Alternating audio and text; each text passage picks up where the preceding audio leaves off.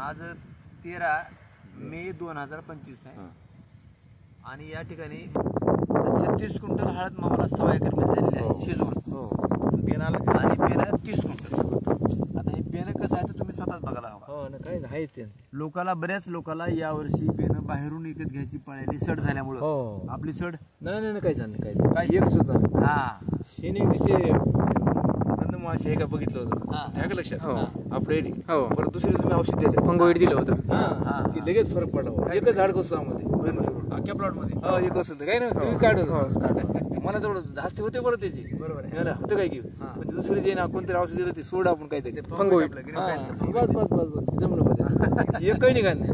ते हळदीवाडी आडू आली म्हणून काढून आले तिकडे आळू येवत म्हणून तुमची हळदा म्हणून बोललो नाही हो नाही माल निघाला ना पण असं आहे ना बरोबर आहे. आणि सवय करता मला मस्त मिळालं मोजलं फोनवर 13 एकर भाव 13,000 भाव होता.